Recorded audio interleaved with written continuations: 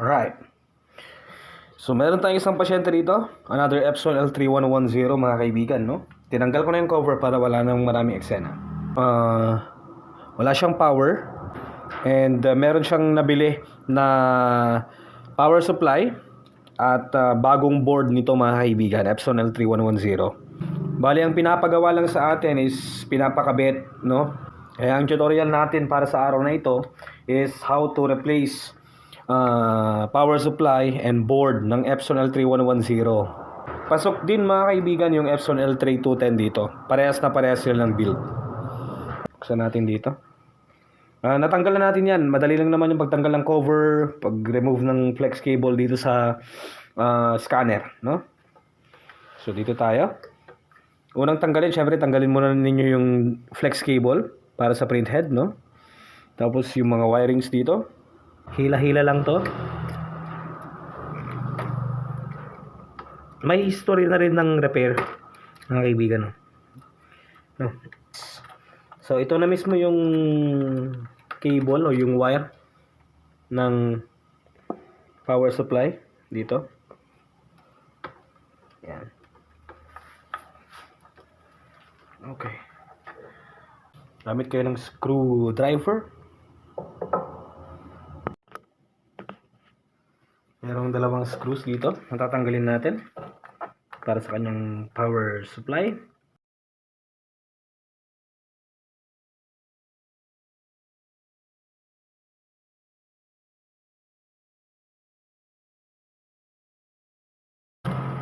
So remove natin. There you go. Power supply, mga kaibigan. Lagay natin yung bago. Syempre, tanggalin din natin yung board. Yan. Linis-linis din pag may time. Kung pinapakita ko to sa mga client ko, shock na shock sila eh. Ano, ang dumi pala! Sinong niloko mo sarili mo? Sa main board naman, 1, 2, 3, 4, 5. Sa gitna, meron din. 6. Meron.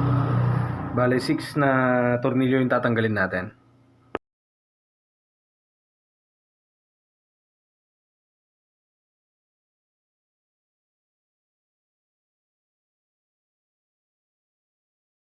Now, yung last screw natin.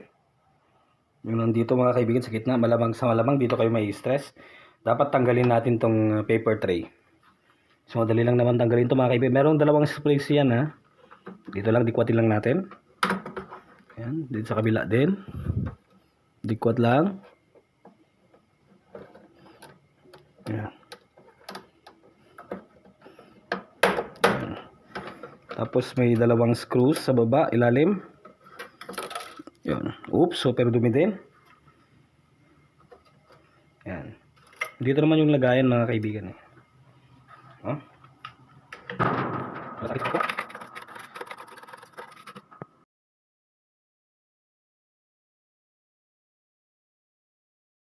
Gumamit ako ng maliit dito na flat mga kaibigan. Wala kasi akong maliit na screw. And then, ganun lang din. Yun. Para magkasya yung kamay natin.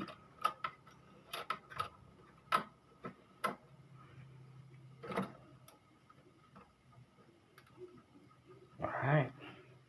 So, tanggal na lahat. Tanggalin natin yung kanyang board. There you go. Yan. Nakalimutan ko sabihin, meron pang isang screw dito. Yung maliit. Tanggalin nyo na lang din. Alright. Lagyan na natin yung panibagong board.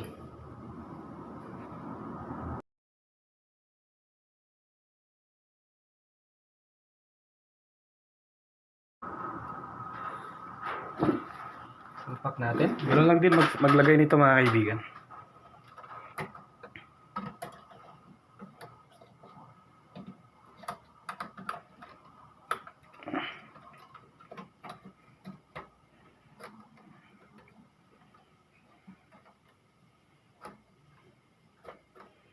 Okay.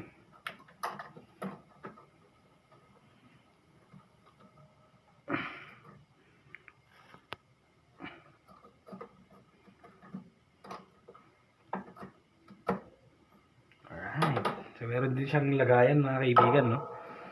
So, i-align nyo lang ng mas maayos.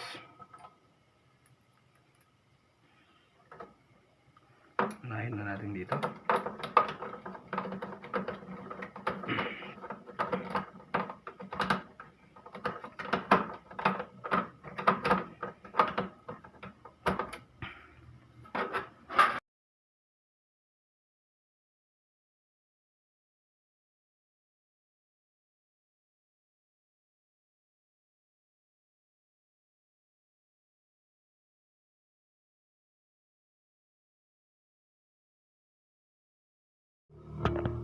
Alright. So ngayon mga kaibigan, sa power supply naman tayo. Ganun lang din kadali ikabit to mga kaibigan, no? So i-align lang natin na mas maayos. Yan. Lagyan natin yung dalawang screws.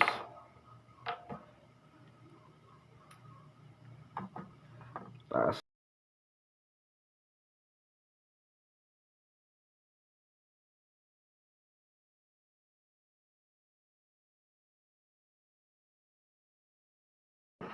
Okay.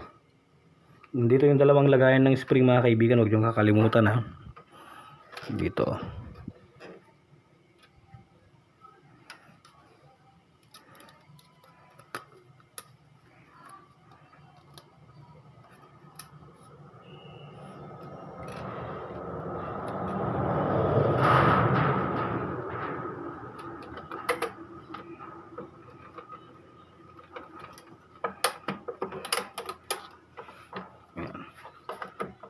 So, i-align nyo lang din.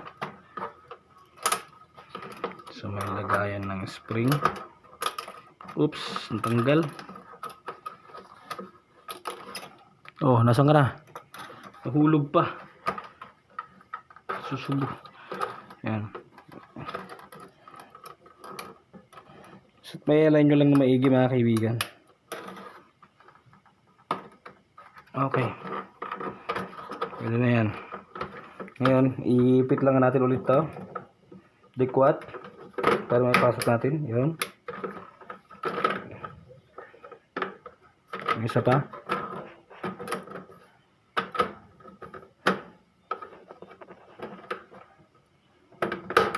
Yan. Hindi kakalimutan isalpak yung mga cables and wires. Alright. So, lagay lang natin yung cover para matest natin kung gumagana naman yung mga kinabit natin. So, replaced na ang main board, no? At saka yung kanyang power supply. Tignan natin. Pero sabi ni client, aside from this, meron pa daw atang ibang issue noon, no?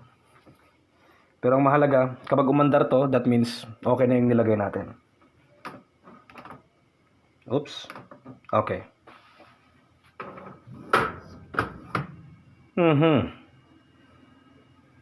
Alright. So, umandar naman siya. Yun nga, merong ibang issue sabi ni client.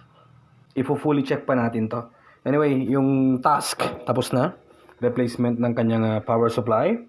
At replacement na rin ng kanyang logic board. Okay. Hanggang dito lang muna. Maraming salamat sa inyong panonood and under maintenance pa to.